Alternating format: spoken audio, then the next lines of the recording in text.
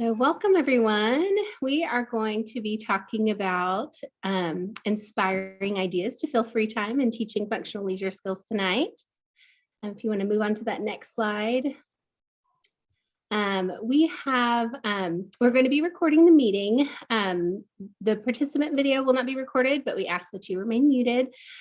We are going to do a Q&A after we stop the recording. So once we're all done with the presentation, just hold your questions and we'll get to those. This is our in-home parent training team. I'm Kimberly Goshi, one of the parent trainers. We also have Shannon Tibbetts with us and Marty Mata. Megan Walls is also one of our parent trainers, and she is at home with her newborn baby right now. We do have a lot of resources that we wanted to make sure you know about. We talked about having technological issues there, so of course. Yes. Why not? So we do have, and you don't have to click on the links, I'll just talk about them. So we do have a website that has a lot of information for everyone. There's lots of visuals, videos of our past trainings, and then we do have a Facebook page. Some of the items that we want to make sure that you know about are in our Parent Sanctuary and Lending Library. That is located within the Early Childhood School. We continue to have that open every Friday from 9 to 2. So we have lots of games, something Richard will be chatting about tonight. And we have lots of games that you can come in and borrow. We also have lots of sensory equipment, things that will help with emotional regulation, books, lots of things for you to come explore. So we'd love for you to visit us on any Friday from 9 to 2. You don't need an appointment or anything, just stop on in. And then on the next screen, I'm going to introduce Mr. Richard Gomez. He is one of our amazing FISD educators, one of my all-time favorites. He's currently an instructor in our 18 plus program, and in his past life, he says he was an SBS teacher for 9 years. So he has been with Frisco ISD for at least 14 years and has a wealth of information. I'm so excited for you to join us tonight, Richard. So I'm going to turn it over to you and talk about leisure skills. All right, well, I appreciate that. I'm going to try to get us back into presenter mode here. Okay, there we go. And yes, my name is Richard Gomez, and for 9 years, I was an SBS teacher at Centennial High School. Thankfully, we're not in the mode where you can see me, or else you'd see all my gray hairs. They were earned over the many years of working with a wide variety of special needs students, and it was a fun ride. SBS stands for Specialized Behavior Support, and so it was a lot of fun, and we did a lot of good there for 9 years. Currently, with the Aspire program, that's 18 plus services, and for the last 5 years, we've been working with students that are over the age of 18, and they're working on vocational skills, and trying to get competitively employed. And so currently we're at Baylor Scott and White, housed out of Baylor Scott and White. And so that's been a lot of fun, getting to work with professionals and pairing them up with our students that we call interns, the experts in the field, to teach them, get to teach them the job. All right. So really what we're here to talk about today, though, is, rec and leisure and community engagement, why it's so important. And it's something to thank the parent trainers for inviting me and let me share with you guys just some of what I've learned. Right, it's a lot of figuring out what's in. Oh, that did work. Okay, we'll hang on to that and put that in our tool belt. So I'm excited to share with you guys what we've learned over the last 14 years, especially about rec and leisure. So I will go ahead and tell you that it's greatly important, and we'll talk about the benefits here in a second. Is it a pain? Absolutely. Does it take a lot of time? No doubt about it. Teaching a new skill, can it be embarrassing at times? Absolutely. And are we going to see behavior spikes when a new skill, we're trying to teach a new skill? 1000%. Behavior is going to get worse before it gets better, especially when we're talking about new skills. So what are the benefits of being out in the community? What are the benefits of of going out in the community and being a part of the community and being engaged.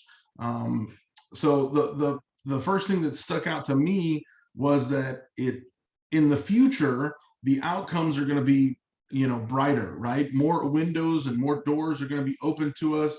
We may not have any idea when someone's in elementary school, middle school, or high school, where they're going to end up in their post-secondary setting. But as long as we're working on those skills and sharpening them and making them as strong as possible, then we'll be able to step into some opportunities that may not even be opportunities now. And we'll talk about some examples about that as we go. It provides a lifelong sense of belonging for our students. They feel like they're included in the community and in, participating with a bunch of different things like we're going to talk about here in a little bit. It opens doors to future activities and services that if you're isolated, you're just not able to do those things and participate in those things. It provides opportunities to learn expected social behaviors and make new connections and friendships and things like that in the community. It gives access to inclusive workplaces where our hope is that they're treated like equals by their peers. We want our I'm going to say interns, your kids, our students, to be treated as equals and get paid as equals in the future. That would be the hope for all of us. It helps build practical life skills that lead to enhance independence. So throughout here, I'm going to sprinkle in some pictures which will prompt me to talk about and tell a little story, a little anecdote.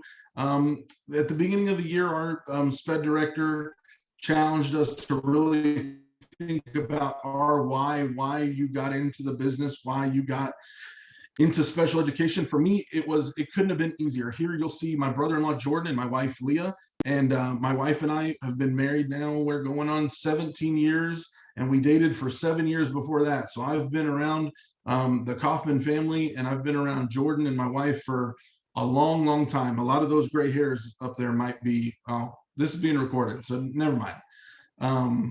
See, it's hard on Zoom because I would hope for a laugh or expected a laugh, but then it was quiet. So I don't know if that joke landed or not.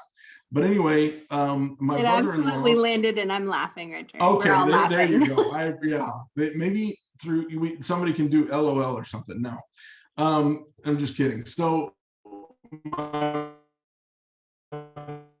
brother-in-law there, he's incredible. I'm going to tell you where he ended up, and then we'll go back and rewind the story, and we'll tell you where he started. But right now, he is in his 20th season, 20th year of being the manager for the Allen football team. He's also the manager for the baseball team.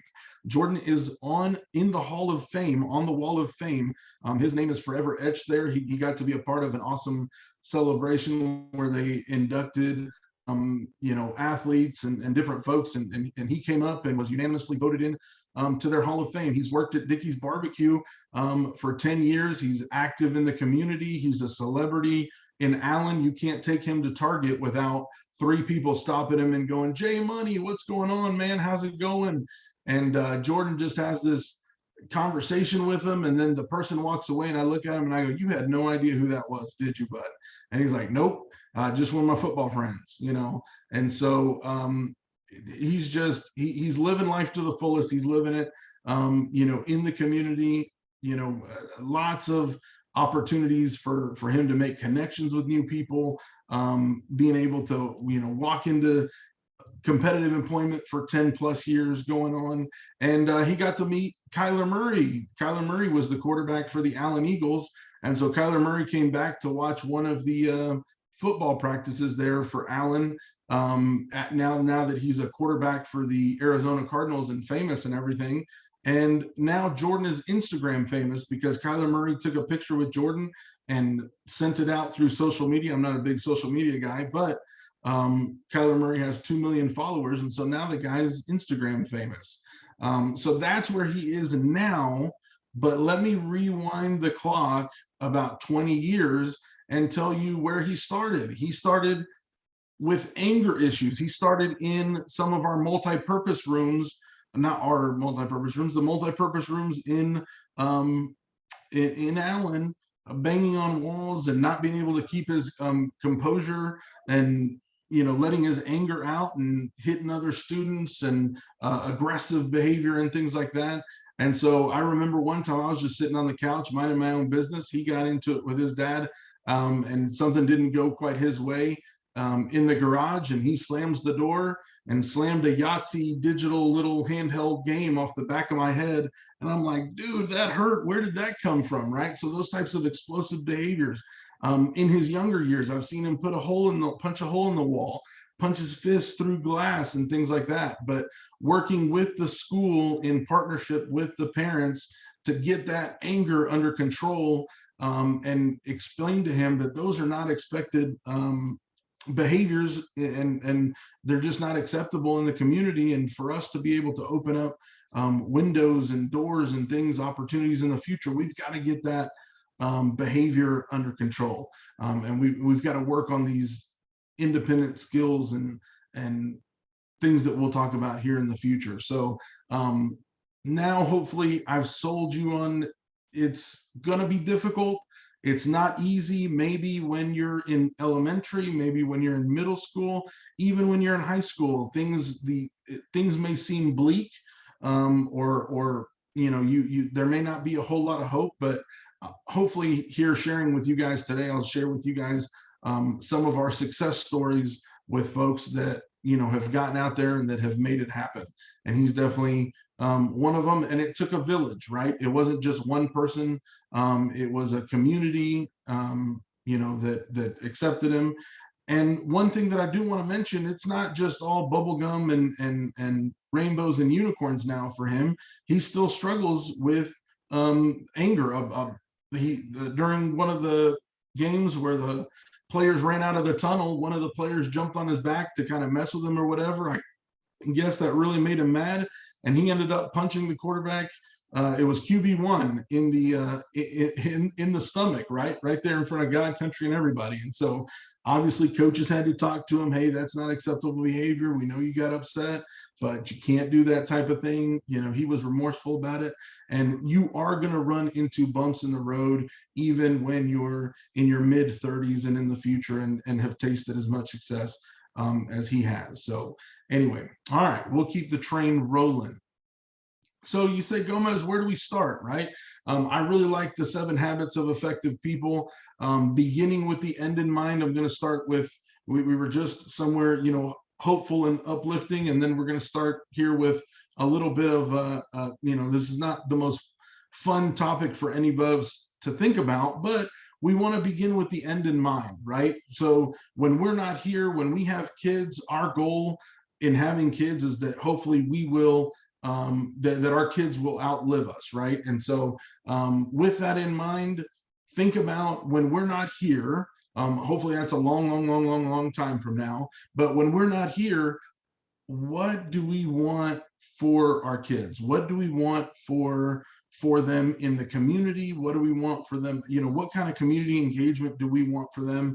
And if we start now with the end in mind, we can be purposeful and really think about and plan and sharpen these skills, and really have a goal, right? A destination in mind as we move forward. So the picture on the left, I talked to a lot of my students about being in a boat, a rudderless ship, right? If you're in a boat, and this guy over here on the left, he doesn't have any oars or anything like that. It doesn't look like he's got an engine. He's just kind of floating out there in the middle of the ocean, not really going anywhere. And so if we don't have a destination in mind, I know everybody listening to this chat, it could be all over the spectrum, right? We can have a wide variety of different disabilities, but I want to talk to you guys about some just basics that are going to work with, or that have worked with a wide variety of, high functioning, lower functioning, a variety of disabilities. And so no matter where you're at, whether you're in elementary or 18 plus, begin with the end in mind. Let's think about and be purposeful about where do we want to get to? how important is it to us? Okay, let's carve out some time and let's make a plan to sharpen those skills and get there. I'm a coach. I started out as a coach before I got into education. When I was in college, my focus was I'm going to go into coaching, and the coaching philosophy was, if you take a player that struggles and you want to make him decent, and you take a decent player and you make him good, and then you take a good player and you make him great, and you take a great player and you make him a superstar. And so that I took that kind of mentality and that mindset and applied it to my interns. And I think parents, we can apply that to our kids, right? Wherever they are, meet them where they are, and then slowly try to improve their skills so that their future outcomes can be bright and positive. So let's talk about exploring likes and dislikes, right? We want to try to assume that somebody can't do something or that they won't like doing something. Right now, where our kids' skills are, right now, where the things are, is not going to be where they are in the future, right? My taste buds have changed from when I was a kid. Hopefully my son, I have a 2-year-old son, hopefully his taste buds are going to change. He's on a steady diet of chicken nuggets and ranch, right? Well, actually it's not ranch. It's the blue sauce, because it's Chick-fil-A. The ranch has the label, it's blue. And so my son will refuse. If you tell him, here's some ranch, he will refuse. But if you tell him, hey, here's some of the blue sauce, he's all over it. But anyway, so we don't want to presume anything, right? We think that things could change in the future. Perfect example, we were working with a student, and the student, we have something called the Project Discovery Lab, and it's a bunch of different jobs that introductory kind of get your hands on, different jobs, whether it's washing a car, working with a motor, an engine, just a bunch of hands-on types of things.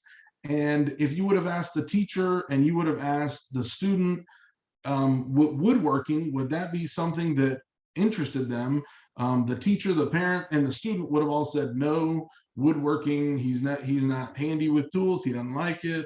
No. But it's part of the curriculum that we go and try a little bit of everything, and then after we try, then we ask those questions. How did you like it, and things like that. And this one student took to woodworking like you wouldn't believe, and has taken off, and that has become his passion. And all of a sudden we've changed the trajectory, by not assuming something and giving it a try.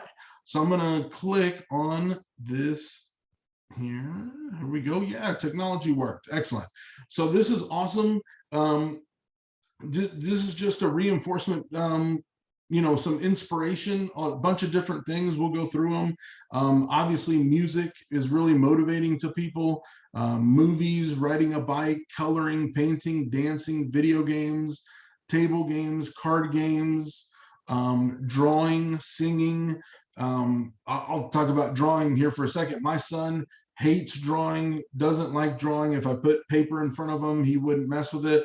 And then I go get ready one morning and put him in front of, Paw Patrol or whatever it was, so that I could get ready. And then I come out, and all of a sudden our walls have drawing all over them and things like that. And so, it was one of those things like, well, he appeared like he didn't like drawing, but I didn't teach him how to draw. And so now he's decided that it's no big deal if I just draw on the walls and the island and the doors and things. So, that's where assuming gets us. So building with Legos, singing, swimming, right? And all of these things we want to do. Obviously the disclaimer is, with safety, right? We don't want to throw anybody and assume that, that, hey, they know how to swim, right? We'll just start introducing, if they like a water table, cool, then we'll, go to splash pad and then, work our way up to swimming on some of these things. Picnic, what's motivating to them? Do they like hugs? Do they like deep pressure? Do they like social praise? Do they like quality time with a certain person, right? And that quality time thing is tough, right? Because I've been I'm at work all day and now I get home and now I'm on my phone and my daughter's trying to tell me about her day and my son's trying to get me to play cars with them and stuff like that.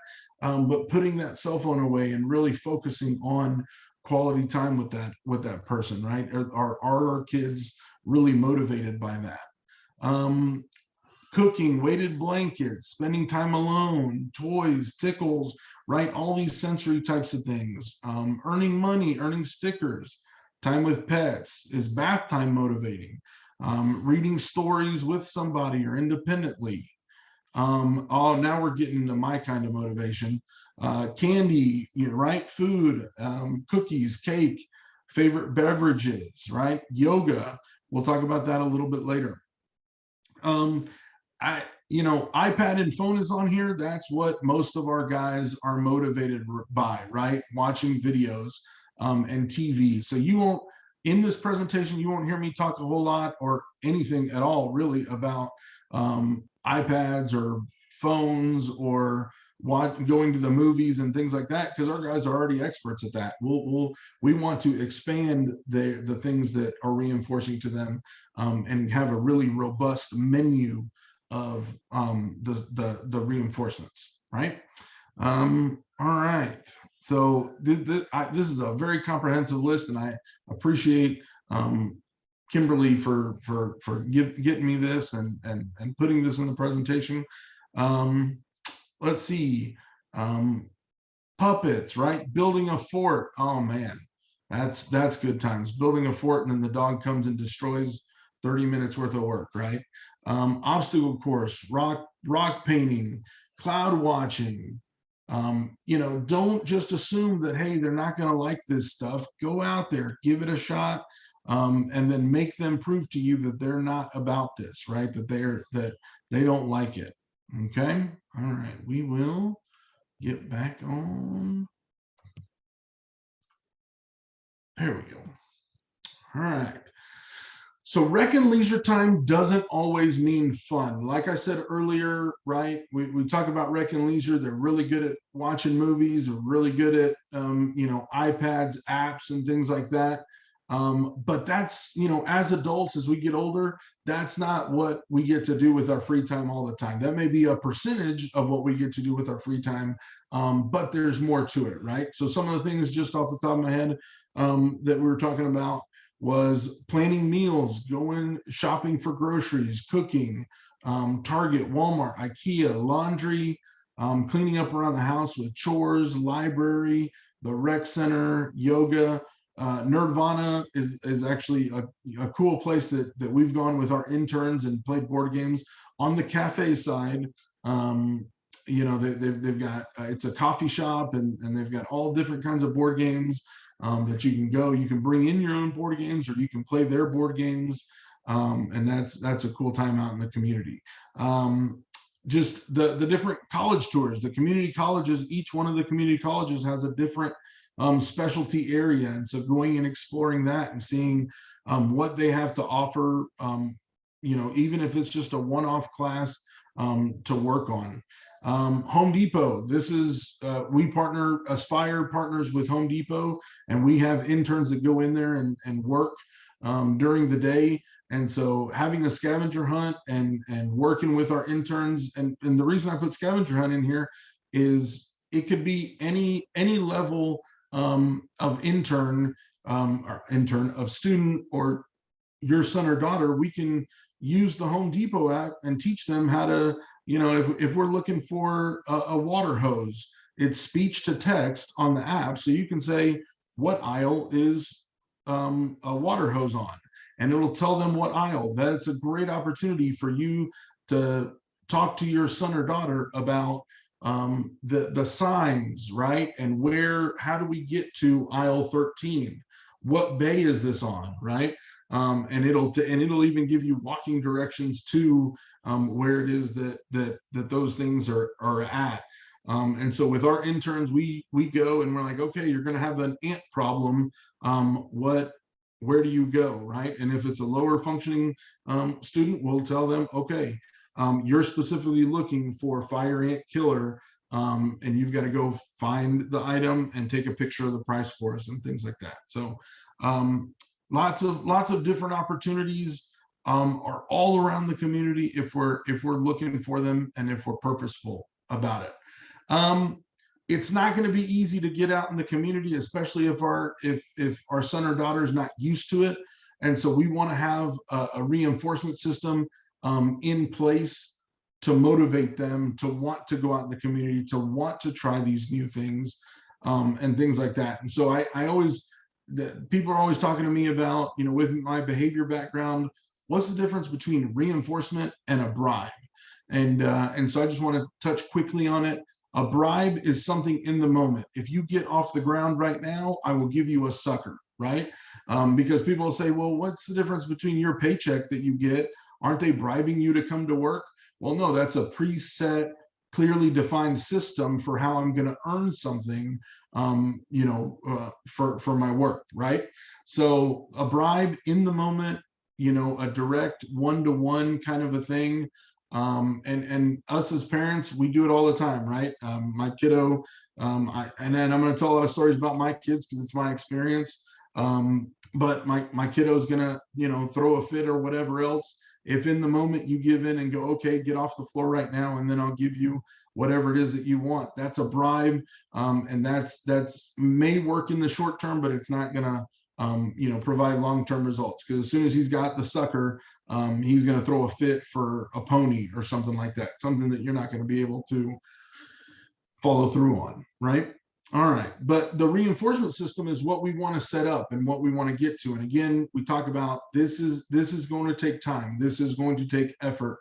And then you can set it up however you want, right? We want to target a couple of different behaviors. I wouldn't target anything more than 2 or 3. With my daughter right now, I'm working on sleeping in her bed, right? And so right now she's earning tickets to be able to have a friend come over on the weekend to go to the movies. And so she's got to earn a certain number of tickets of sleeping in her bed in a row. If she does it, great. If not, sorry about your bad luck. Your friend doesn't get to come over this weekend. Now, that's finding a motivator that is very, important to her. She wants to have that friend over. Somebody else may not be motivated by that, having friends over, and may go, okay, cool. I don't care if that friend comes over or not. When we're developing a menu, we want it to be reinforcing. It does not have to be food, right? We talk about menus, we talk about reinforcement. People think, okay, food, we're talking about candy, we're talking about sugar, all that stuff. It doesn't have to be food. Charge for different things, right? Whether it's your phone, time on the phone, time with you. Let's click on this and take a look at a bunch of different examples that aren't necessarily food, that we can charge for and reward tickets, and they trade in the tickets for some of these things, right? So when we're looking at a reinforcement survey, taking a reinforcement survey and putting something like this in front of your son or daughter, we're looking at, let's find out what motivates them. Let's find out what they enjoy. So we've got toys, we've got the different activities, right? Swinging, playing ball, painting, visiting staff after school, cutting paper. I had one student that loved cutting certain shapes into paper, and that was what motivated him. Man, if you can find something, that motivator that's that easy, let's get paper and let's get scissors, and he would dance the Macarena for some paper and some scissors. So once it's that easy, it's good stuff, right? Not all of our friends, and when I say friends, it's, our sons or daughters, our special needs students. Some of our friends it's not that easy to find that reinforcer. So we really have to dig, and we really have to work on what it is that is going to reinforce them. Could it be for tokens? Is it going to be reinforcing to get stickers, points, stars, pictures? I know that some of the elementary and middle school teachers are using the technology apps, and they give you digital points and digital tokens that you can then turn in and trade in their reinforcement, in their treasure box or their store, right? So is your child even allowed to, you may want to cross food off the menu completely, right? It may not be, you're worried about health and things like that. We don't want to use that. So, it's up to you. Do you want to use food? Do you not want to use food? Only healthy food, certain types of food that are acceptable and certain ones that aren't. Are the reinforcements social? Are they motivated by high fives, hugs, praise, smile, tickling, stuff like that? What really motivates them? I know that my 9-year-old daughter is very motivated by tickling, because when I tickle the 2-year-old, I see the 9-year-old over there getting jealous that I'm paying attention and tickling the 2-year-old. So I've got to make sure that I go over there and reinforce her and tickle her, and she's 9, and she still thinks that she's 2 and wants me to pick her up and throw her around, and I'm just getting too old for that. All right, so is it sensory, right? Is it dancing? Is it squeeze ball? Is it the trampoline? What is it that really motivates them and gets them wanting to work for us? Because improving our skills and getting out in the community is going to be more work for some of our friends than for others. All right. Technology, there we go. Okay.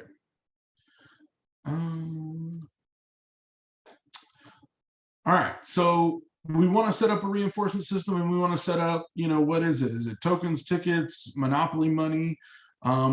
If we get them used to paying money for, a desired item, that's really going to help us out in the future, right? When it comes time to using money out in the community. So the earlier we can teach some of these skills, the better off and more independent we're going to be out in the community.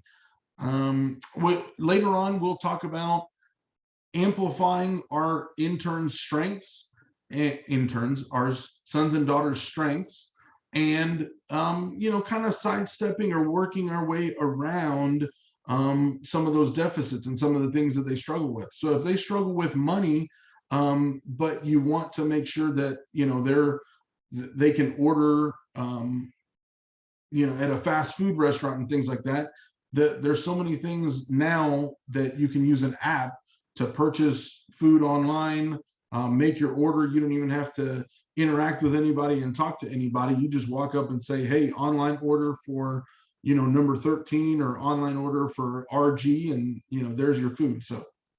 So even if money is not going to be something that you think is feasible, first really work hard to make them prove that it's not something that's within their capability, versus, hey, it's something that's really difficult, and I don't know if we're ever going to get there, so let's not just try, right? We want to make sure that we are giving our best effort in improving in every one of these areas, because we don't know which area in the future is going to be what makes us or breaks us. Layered reinforcement system. So we went on vacation. I went on vacation with my family, and we went to Disney, and I paid way too much for something called hummingbird cake. But the layers reminded me of our reinforcement system and how they need to be layered. And so we want to have a daily reinforcer. We want to have maybe a weekly reinforcer, and then even a bigger reinforcer that might be for the monthly, right? So just an example, the daily reinforcer may be like we talked about, the tokens or tickets or whatever, and then they may have to get for the week, like with Riley, with my 9-year-old daughter, that's a layered reinforcement. Instead of that daily, okay, if you do good, you're going to get 30 minutes on the phone today, here, turn in your tickets. Then it's going to be something where, okay, you have to sleep in your bed 5 nights in a row before you get your reinforcer. So that's a layer of reinforcement that's over the week, right? And then you could have it for the month. Whatever system you put in place, the more layered it is, the more reasons you want to give your son or daughter to want to work with us and want to work with you and behave and do work on those skills and sharpen their skills. All right, so I know, folks, I know we're spending a lot of time on the process and motivating people to get out in the community, because it's not easy, right? If it was easy, we wouldn't be here and we wouldn't be having this talk. And so I'm front loading it with why I should care about getting my son or daughter out in the community. I know it's difficult. I know it's going to take time. And then how is going to be in the middle. And then at the end is when we'll share a lot of the great resources. You know, then it's where, right? Then it's the cherry on top. Where can we, you know, do these skills and stuff like that. All right. Building independence is the biggest thing for us to be able to get out in the community, right? We want to be purposeful. We want to make time for building these skills. We want to have a plan. We want to be able to control as many of the variables as we can control. Pick a target behavior that you want to change, set an expectation, make sure that they're properly reinforced, and then expect that behavior to spike, right? Nobody's going to get it right in the first shot, especially if it's something that they're struggling with. So expect their behavior to go through the roof at first, right? And then we want to make sure that we're consistent and that we follow through, that we don't bluff. You know, I've you know, certain folks in my family, you know, they'll say stuff like, boy, I'm going to get you, you better straighten up. And all you hear that is all day, boy, I'm going to get you if you don't straighten up. And there's just no substance behind those words, right? There's not anything to it, right? So be consistent and follow through. If you say you're going to do something, do it. So that's my son over there. He has got that squinty, ridiculous smile every time you tell him to say cheese. And we were at Chuck E. Cheese. So just an example of this. The target behavior that we wanted to change with him was our family goes out to dinner a lot. We really enjoy going out to dinner. And with a 2-year-old, it's just, you know, he's got a time limit. And when that buzzer is up, he doesn't want to have anything more to do with it, right? So sitting here with, you know, sitting there thinking about, okay, let's plan. We know that we want him to be long, you know, sit at a dinner place longer, and we want to build that stamina for him. Let's, you know, how are we going to reinforce him? So I thought, let's go to Chuck E. Cheese, right? It wasn't, I had plenty of time, right? It wasn't on a day where I was rushed. We want to make sure that we don't do something when we're rushed or when it's time crunch. We want to make sure it's not an important event, like it wasn't one of his friend's birthday party or something like that, because under those circumstances, the kids have all the leverage, right? But we don't want to teach something during some, you know, at a time when, you know, we're going to bluff. Like if we say, okay, we're going home, are we really going to go home if it's somebody's birthday party? If they don't straighten up, that's a bluff. But on this particular day, we went to Chuck E. Cheese, and I told him, okay, bud, before we play video games, we are going to sit here and we are going to have dinner, and we're not going to go anywhere until you finish your pizza. We're not getting up. And I know exactly what's going to happen. In the past, when I say that, the first thing he's going to want to do is get out of his chair, right?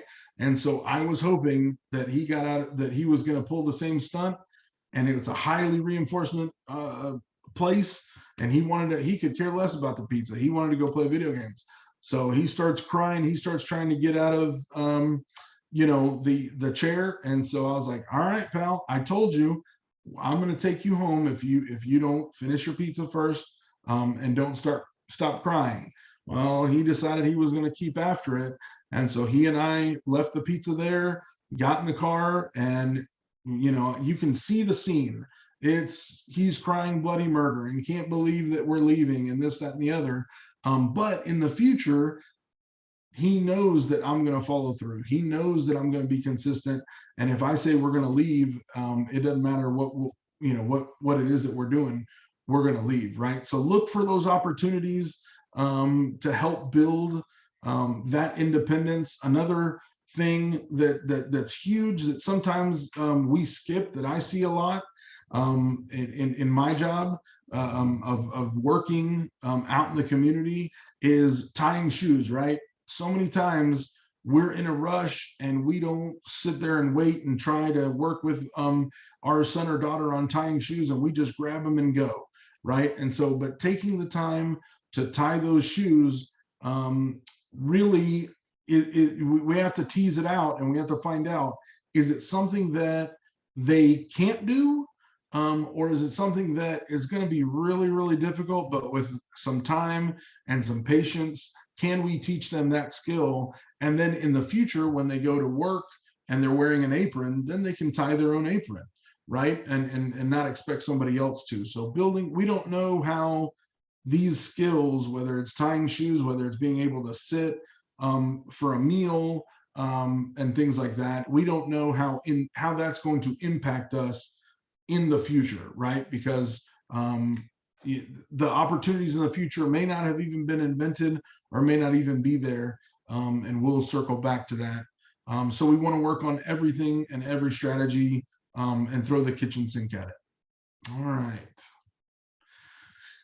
So how do you and I learn? We learn by making mistakes. And what I see a lot is, it is so difficult when somebody is struggling, when somebody is making mistakes.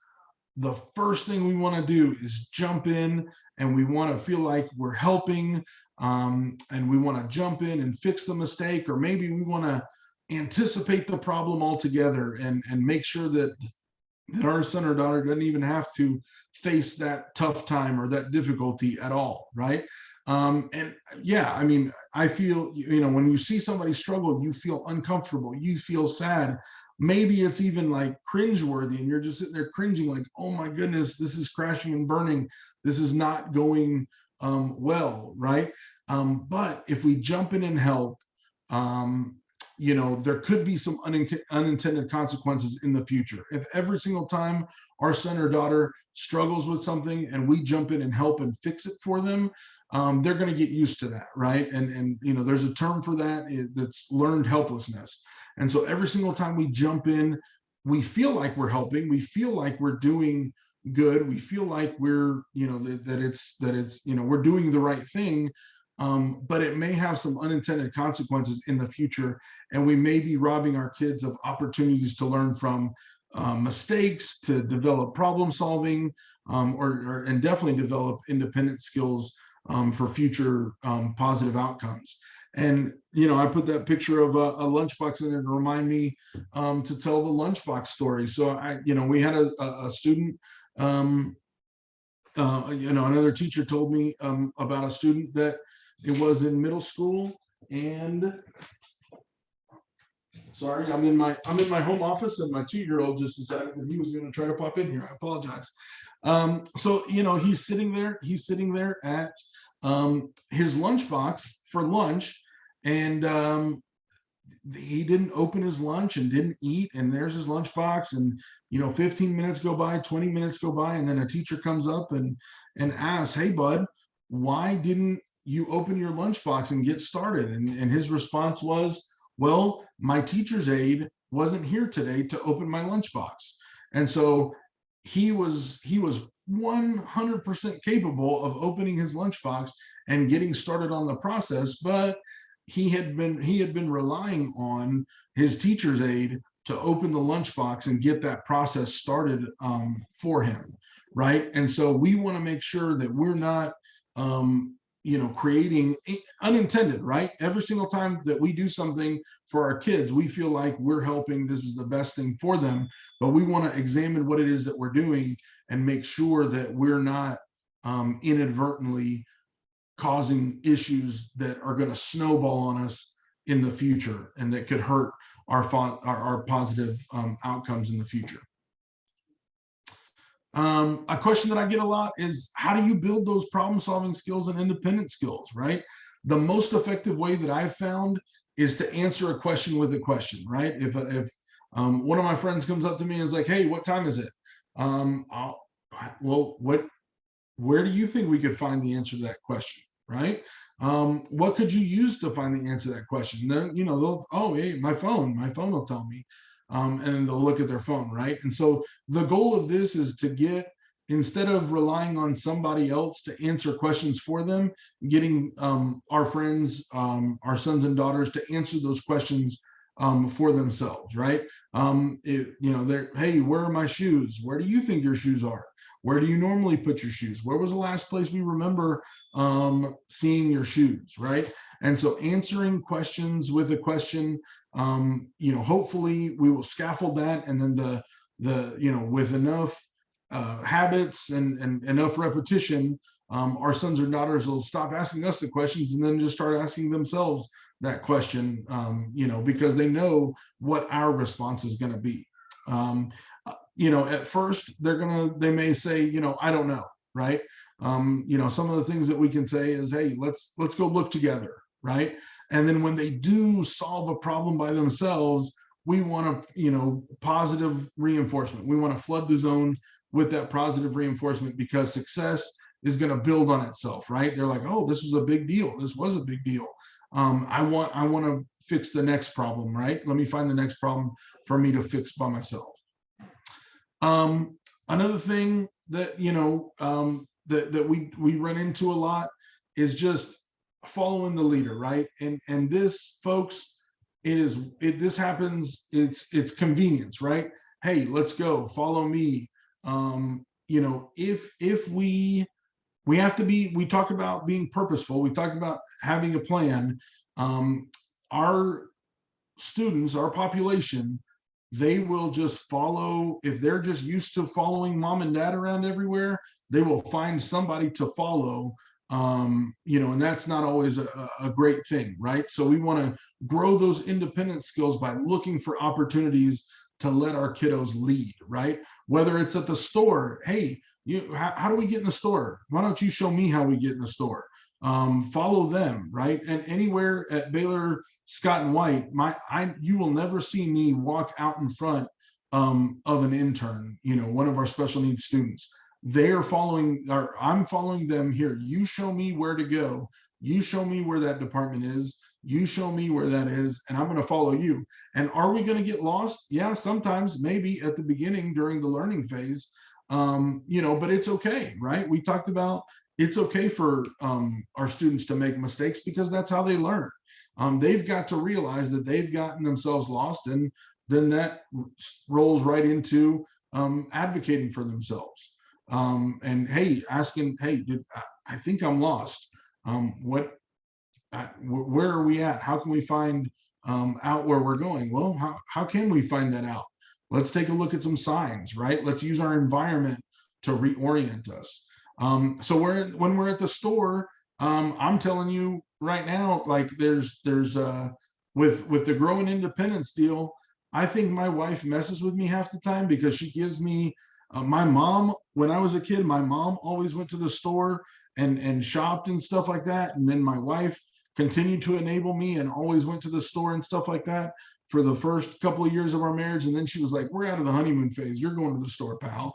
And then she would send me looking for these items that I had no clue, so the store's busy. I want to ask somebody for help, but I have no idea where these things are. And so I had to start figuring out, hey, there's some signs. Is there an app that can help me out? What is going on? One of the things that I started doing was going to the store, late at night, because there wasn't anybody around, and I could just struggle in silence, right? I could learn where things were in the store in silence, instead of always being embarrassed that somebody was going to go, man, this guy has no idea where the salt is. What is going on with this cat, right? Using signs, using your environment to orient you. Folks that have been in a grocery store know that they don't keep the ice cream with the chicken, but our sons and daughters wouldn't know that, because they're too busy following us around the store, and not activating those parts of their brain, and working on those problem solving skills and mapping the store and things like that. In the car, when we're in the community, what is the first thing we do with our kids? Most of the time, I don't want to say everybody, but most of the time, they jump on their phone, right? Or they jump on their device when they're in the car. How do we map our community? How do we know that, hey, that Chick-fil-A just went in right next to the Target, which is right next to the dry cleaners, which is right next to the GameStop, right? Well, it's because we're driving around our community and we're constantly mapping where things out, right? Frisco is a huge, they've got stores everywhere. You can throw a rock and hit 30 businesses from where you could work, right? So when our interns hit the SUVs and are in the SUV with us, we make it a no cell phone rule. The only way that they're able to access a device when they're in the car with us is to help us navigate their community, right? So they may get in the car with us and we're like, okay, help us get to the nearest Target. Some interns have driven me halfway out to Plano, and it's a mistake, sure. But is it cringeworthy? Yeah. And my teachers' aides are like, job coaches are like, how long are we going to let this go and struggle? Well, until they figure out that we're not anywhere near where we need to be, right? And they advocate for themselves and ask for help. So teaching our kids how to navigate the community with their phone, whether they're pedestrians or whether they're in the car. I had one intern who had all the abilities to know and understand where, what Preston Road was, what 121 was, but nobody had ever taken the time to stop and go, hey, so you see that sign that goes that direction? That means we're on Custer. You see that other sign, that intersecting sign? That sign, tells us that we're, on 121 or whatever. And so he went from in the car, I'm only going to put my headphones in, be on my phone, put my head down, to he was proud. He's like, oh man, we're on Preston, aren't we? I'm like, yeah, good job. Did you read a sign? He was like, no. I knew that was, there was a Whataburger right there. And that told me. So, all these things, they get excited about mapping their community. Yeah. Okay. Let's keep the train rolling. All right. When we're accessing our community, safety is a huge issue, right?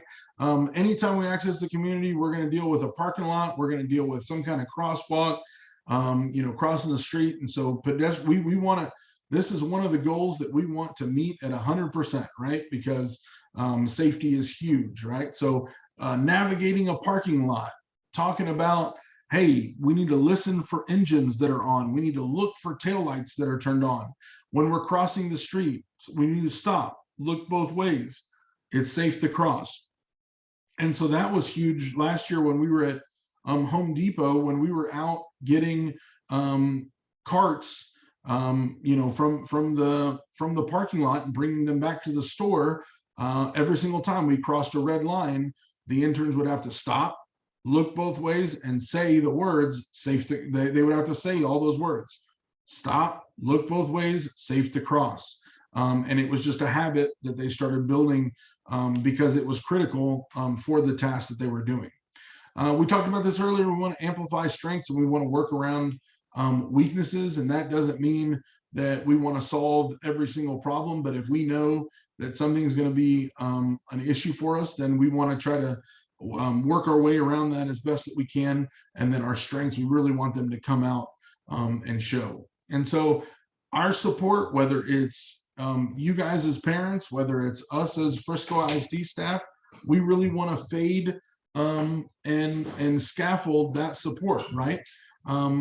We are always looking to work ourselves out of a job, because if we end up as educators teaching our guys all of the skills that they can do it by themselves, then they don't need us, right? And then they're independent and they're doing things the way that that need to get done. Environmental cues and supports. This is huge, right? If one of our interns' jobs is to one of our interns or sons or daughters' jobs is to take out the trash, we want them to be aware to look at their environment and go, okay, the trash is overflowing. That's my sign to take out the trash, instead of relying on mom and dad or relying on brother and sister or relying on someone to say, hey, Johnny, take out the trash. I've got plenty of interns that are, 20, 21, 22, and they are reliant on prompts and on cues. And it's because they're just used to not making a move unless mom and dad say make a move, right? And so if they have their job and they know that it's cleaning up X, Y, and Z toys or whatever, and the hope is that we can work with them and train them to where if those toys are out and properly reinforce them, that they're going to put those up independently. Or if they see the trash is overflowing, that that they put up the trash. And another one was at Home Depot, one of the jobs was to recycle the batteries, right? And so they could look and see physically, are there a lot of batteries or are there very little batteries in there? If there's very little batteries in there, we're not going to waste that trip right now. We'll wait until our environment tells us that it's time to do that job. Same thing with whatever it is you're talking about, sweeping at home and things like that. All right. This is a strategy that we use as educators, and I think parents could have fun with this. And if there's something that you're having trouble with teaching your son or daughter, how do these kids learn nowadays? It's all YouTube, it's all videos. It's their peers. They want to make a video. They want to get likes and things like that. And so we've kind of turned that into video modeling. And so basically I know there's a lot of technical words up there, but really what we want to do is we want to identify one of the issues that we were having was our interns would not give the person in front of them space when they're walking, right? They're going to walk at whatever speed they're going to walk at, and they're not going to pay attention to their surroundings and to their environment. And I called it playing bumper cars, right? They're going to bump into people in the hallway, and that's not an accepted behavior in society and out in our community.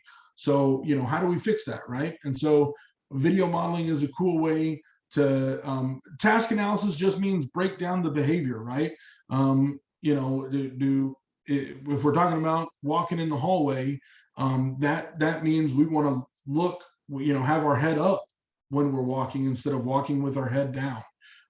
Slow down the pace and talk to them specifically about, we want to have at least 3 steps between the person in front of us and us. So that may mean we have to slow down, right? You can create just a rough script. We don't want to video, we want to video someone of the same sex and the same age and the same build so that our interns, so that our sons and daughters can actually see somebody being successful that they can identify with, right? And that's their same age. And then, take a quick video of whatever it is, take the video of them doing the behavior right, and then show it to them, show it to our son or daughter, and so that they can, because we can be a visual learner or an auditory learner or have to be hands-on, but a lot of times, they learn through watching it in a video. So I can tell them what to do, or I can show them what to do, but they want to see it in a video, and they don't want the teachers doing it. They want somebody else that they can identify with being successful in that task. So yeah, involving our guys in creating the videos is going to encourage that buy-in. Maybe let them take the video of what it is that's going on, and we don't want to video negative behaviors, right? We already know that they already know how to do it wrong, so we don't want to inadvertently reinforce negative behaviors by videoing that. So I think that everybody's got a camera phone, whether it's whatever it is teaching being safe, quiet hands in the car, whatever behavior or whatever it is that you're struggling with, I think that video modeling is something that we can use that's underutilized. A quick story about this. My dad all of a sudden is I'm not very handy because he wasn't very handy, and all of a sudden I call him the YouTube plumber because he apparently learned all kinds of plumbing skills on YouTube and comes over and fixes all kinds of plumbing problems. So it doesn't matter how old you are, just the society is changing and how we learn things. and YouTube and videos are a new avenue for learning new skills. All right, so this is one of our. Don't worry, I have a very good relationship with these parents, and have all they've signed off on all the paperwork and said, use our daughter as an example in any training or any presentation that you do. And so this young lady, we started working with her, and she did not want to participate and answer questions, and try anything new. Very resistant to trying new things. Very set in her ways. And so we really had to work hard with her on breaking some of that stuff. Here she is at lunch. She's got her hood on. She's like, "Don't talk to me. I don't want to talk to anybody. I just want to be isolated. I want to be an introvert. That's what I'm about. Just don't even try it, right? Just don't even try it." And then, over here, there she is, just in a public setting around other people, just terrified, just scared to death, right? And so, working with parents, having plans, putting things in place to make her more comfortable and trying new things, really made a difference with her. Here is our job coach, Mrs. Mazer, and we're at the rec center on one of our rec and leisure days. And this young lady's mom was like, "There is no way that you guys are going to get her on a treadmill." She's very uneasy on a treadmill. She's always been resistant to treadmills. No chance, no chance, no chance. And this is just one of the many examples where the parents trust us, the intern trusts us, and she was successful on the treadmill. And the treadmill is nobody's favorite, so I'm not going to sit here and sell you that it's her favorite, but it is now a task that she does do now and does enjoy doing. So she was, if we had a little bit more time, I'd click on the news story, but this goes back to talking about this young lady. When she was in middle school, they had a totally different plan for her post-secondary outcome. And it definitely wasn't Aggie Achieve. And because Aggie Achieve wasn't even a thing, Texas A&M just piloted a couple of years ago a new program, and she ended up being accepted as in the second wave of folks. Is a very competitive program. They only took a couple of folks, and thankfully she was one of the folks that was accepted, and she was proud of it. She made the news. It was during COVID, and we all had one of those parades and drove by and honked and celebrated her the best we could during that time.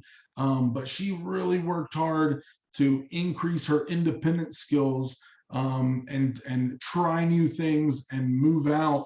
And just a phenomenal story of, and it wasn't just one person. It was parents, it was community, it was Frisco ISD staff that all supported this young lady and helped her reach her post-secondary setting. One of the key things that actually got her into the program, and this is what I was talking about earlier, is we have no idea what one skill is going to be, that linchpin is going to be that really important thing that gets us to where we want to go. And during her interview process, one of the questions that was either a make it or break it kind of a question is, can you navigate your environment with your cell phone? And she was like, "Oh yeah, I've got all kinds of experience." Because during our rec and leisure days, we would go to the Star, and we would, the interns would take turns being the leader and leading us around and crossing the street and using their phone to get us from point A to point B. And so that was just one of the things that I thought was important. Did I ever think that, hey, this skill was going to be the one thing that was either going to get her in or not get her in? No, none of us had any idea on that. But every single skill, trying to get them as sharp as possible, opened up doors and opened up opportunities that we didn't even know, that didn't even exist when she was in middle school or even high school. And so there she is, navigating her community, with her freshman class. And then there she is out in the community with some of her peers, having fun, having dinner. So, those are some of the things that if we buy in and we take the time to make a plan, to understand that it's going to take effort. It's not going to be easy. Our kiddos are going to be resistant, right? I mean, take a look at that smile and then let's run it back. That's where we started, right? That was the resistance. She wasn't that, there's no way that she wanted to hang out and do anything different. And she wanted to be to herself. And with a couple of years of working with her, it's incredible what can happen. All right, so we're getting here towards the last section of what we want to talk about. We talked about why we should do it and what the benefits are. We talked about the how we're going to get there, right? Reinforcing, making a plan, just getting a couple of target behaviors. Let's tackle 2 or 3 things first, get those things under control, and then let's go on to other things that we want to target. And this is just a toolbox of ideas that we've done with our interns on Rec and Leisure Days. Number 1 is the library, right? You think, good night, the library. The library, and Kimberly's going to talk about a little bit later about the library and the different sensory resources and things like that you guys can check out there. But what we did at the library was first of all, we got all our guys library cards, and then we talked about, okay, let's find cookbooks and let's plan a meal. And what are the ingredients that we need to get for that meal, right? So that was one class time. So after we made that plan, each individual intern made their own plan and their own food. Then we went to Target and we did a mock as if we were shopping, right? We role played and we went and got all the different ingredients into our cart. And so we talked to the interns about, look, since we're not customers and we're just shopping, we're going to put these things in our cart. We're going to make sure that we check everything off the list. And we're going to simulate that we purchased it. And then we're going to go put them back up on the shelves and make sure that you're asking, if parents, if you want to do an activity like this, you're asking mom and dad for help, or you're asking the Frisco ISD staff. We don't want to bother, the Target staff, because then they're like, what are you guys up to? Are you guys shoppers or not? Walmart is another example of a place where we gave our interns a scenario and said, okay, you're moving into your own bathroom. Go buy everything that you might need for the bathroom. And we differentiated that, right? With some of our lower friends, we gave them the list. This is the exact list of things that you need to go find and take pictures of the item and take pictures of the price, and bring back to us. With some of our other friends, we just turned them loose and just said, hey, it's your show. Go figure it out. What do you need for a bathroom? And then they would come back inevitably in 15 minutes and they would have like 6 things in their cart and they're like, I'm done. Well, hang on a second. Okay, do you plan on brushing your teeth? Oh yeah, I got my toothbrush right here. Well, where's the toothpaste? Oh, I forgot about that. Mom usually buys that. Dad usually buys that. I never, I didn't even think about that, right? So these opportunities give them, these outings give them an opportunity to figure that out. And folks, I know I'm talking about, my experience with 18 plus folks. Let's think about this. If you've got someone in elementary school and, you may know beyond a shadow of a doubt, when we walk into this Walmart, it is going to be a fit. It is going to be embarrassing. It is going to be a struggle. But we've got to be able to push through all those things. I know one of the things that they talked about was go to a Walmart that's nowhere near your house, that nobody's going to know who you are, or nobody's going to recognize you. And so if something embarrassing happens, okay, cool, no big deal. It happened, in a Walmart that was a couple of lights away or whatever from your house.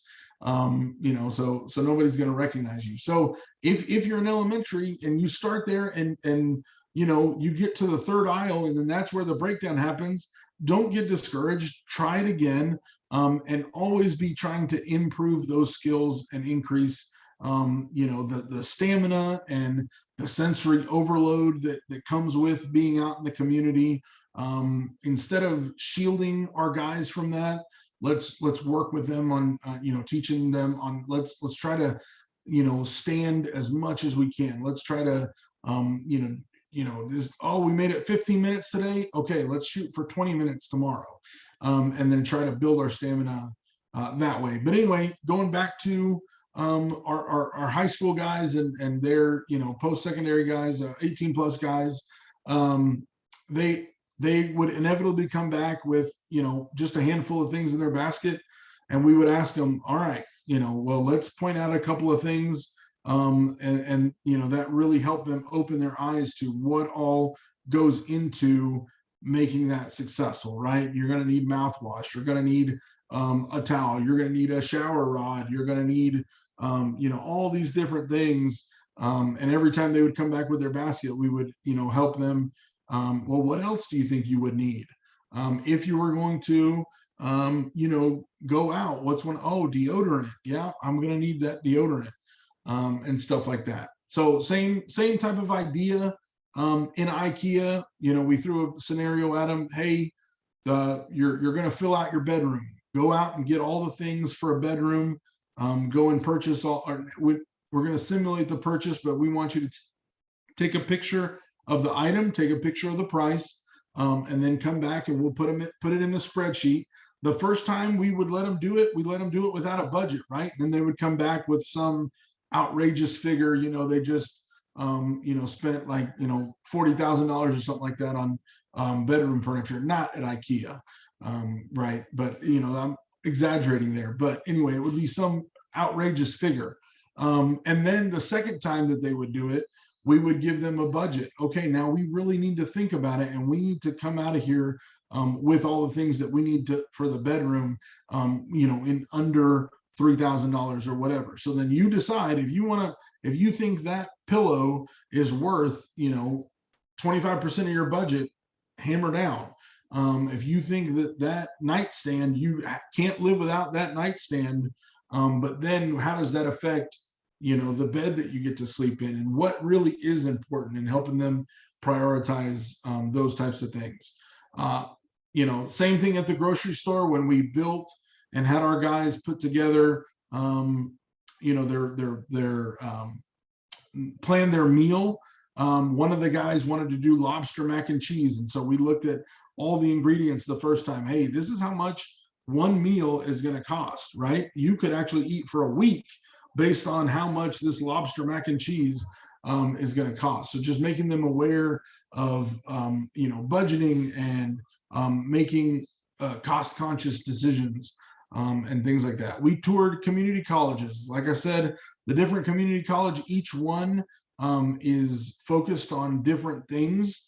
And so like one of the McKinney one is focused on, they have their own like kind of medical labs and things like that. And they're more focused on that. And then the one in Plano is more focused on the arts, right? And things like that. And so, you know, every single community college has a different focus, and the different community colleges have more and more, are being more and more inclusive and have different programs specifically geared for our population. Home Depot, I know I keep giving Home Depot shout outs. If you guys are Lowe's fans, sorry, Home Depot partners with Frisco ISD, so we're loyal to them. And they give our guys so many opportunities. Both of the Home Depot in Frisco stores, you know, partner with Frisco ISD and give our population an opportunity to learn and grow with them. And so again, there we give them the scavenger hunt. Hey, and we differentiate it, right? We go to their level, you know, whatever level it's at. Some interns, we give them the list. This is specifically what you need to get. Other interns, you know, we tell them, hey, you've got an ant problem. What do you need to do? How do you fix that, right? Hey, your grass is dying. What do you need to do? You know, what can we get to help fix that, right? And so again, letting them anywhere we are in the community, let them lead, let them get used to accessing those parts of their brain, let them get used to changing the way they think, as opposed to I'm always going to be following a teacher, or I'm always going to be following a parent. Right? If they're always following a parent and they're always following a teacher, then we're not doing a very good job of growing that independence. All right. I'm going to go ahead and Ms. Gucci, do you want to jump in here? Sure.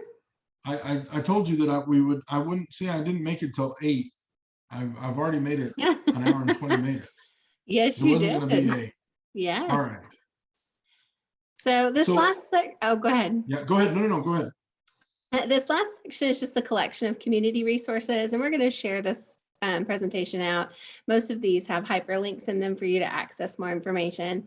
We wanted to make sure that you knew about the Family Resource Newsletter. You should be receiving that at the beginning of every month. That is filled with lots of activities within the community that are specifically tailored to those families that have kiddos with special needs.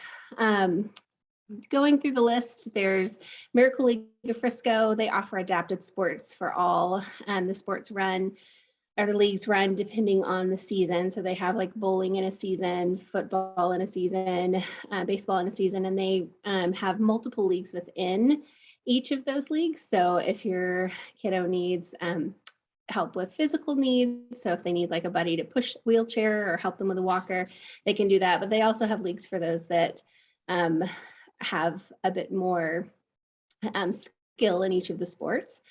Richard mentioned the library. Our local library is an amazing resource. They want everyone to come in. I know the old days, everyone was scared to take their kids in if they were wild or would make different noises because the library was a quiet place. And Frisco Library is very much the opposite of that. They want sounds, they want people to come in. They've even curated some sensory backpacks that you can check out. The next thing, there's Play Frisco, and Frisco Park and Rec puts together a fun guide each season. Their summer fun guide is out and registration is open. They encourage everyone to join in the fun. That's a great way to kind of sample different activities to see if that's something that your kiddo would be interested in. Some of these classes are anywhere from 4 to 6 weeks, so it's a nice little sampling of whether your child would enjoy one of those things. So if you think that your child would need some support in those activities, or you want to see if it would be appropriate for your child, there's 2 names there with some emails attached that'll be in the presentation that we share over. North Texas Performing Arts Star Catchers program is amazing. It's a therapeutic arts program, and they do, right now they're doing some theater productions. So there are ways, regardless of your child's ability, they encourage everyone to come and join them. There's some pretty great productions that they're putting on right now, and they'll be doing some more later in the summer. And then if you want to go to the next slide, there is a family that is starting a fully charged power wheelchair soccer league. They have a child that uses a power wheelchair, and they're looking to get some new recruits to come in and play soccer in power wheelchairs. There's a contact there. Rise Adaptive Sports is intended for those that have physical challenges. So they do all sorts of really amazing things, from rugby to water sports, lots of really neat stuff. And then getting out to the movies is something that a lot of families struggle with. So we love that both Studio Movie Grill and AMC offer sensory-friendly screenings. The one at Studio Movie Grill is free for the child with a disability and their sibling. And then they offer the adult tickets at a reduced price, and they do kind of adjust the theater so that the lights are up, the sound is down, and you can feel free to move around. So I know one of the things parents have shared with us is that they don't want to impact someone else's movie going experience. So this is a great way to go out and kind of explore that option. Jasmine's Beat is run by an amazing therapeutic dance instructor, and she does adaptive dance classes. They do all sorts of adaptive dance classes for all ages, even into adults. So that's another great option. I believe there's one more page with a few other things. Plano Adaptive Recreation has a lot of really great offerings. It's not that far from Frisco, and they do allow residents of the surrounding communities to participate. So you can visit that website and see if there's anything that would be of interest. We also have a new blind soccer association that is recently started. So if you have a student with a visual impairment, that's a good option for them. And then Richard just shared today the North Texas Angels, which is a pageant experience. And I saw some of the videos and photos, and it looks pretty fun. So yeah, I'll jump in there on Yeah. that one. I actually found that one because one of my interns participated in it, and all week long she had been, she was limited verbal, and she had been telling me about green dress and singing and nervous, and I'm just going, what in the world? This and she kept talking about it, and I was like, okay, I got to reach out to parents and see what's going on. And sure enough, on that Saturday, she was going to wear a green dress, and she was going to wear a Bruno Mars, or she was going to sing a Bruno Mars song. That's 1, 2, 3, you can count on me, and everything. And she was nervous about it, and so I was able to just, I was like, girl, you're going to be awesome. You're going to be incredible. And I was able to find out what time and everything, and me and my job coaches, and I was able to take my daughter. We actually went and spent a really fun hour and a half there. It was a really cool experience, and I don't have any experience with pageants in the past or anything like that, but they really put made it special and made a crowning moment. Miss Teen Texas was there, Miss Frisco, Miss Plano. A lot of folks were there giving back and on stage and hosting the event, emceeing the event, and doing the crowning and different things like that. And again, like you said, it was an experience for all for all age levels and grade levels and things like that. It was cool. I had a lot of fun. Awesome. Well, that is the end of the presentation. Thank you so much, Richard. This was absolutely amazing. I'm going to go ahead and turn off the recording in case parents have any questions. All right. Do you want me to stop sharing?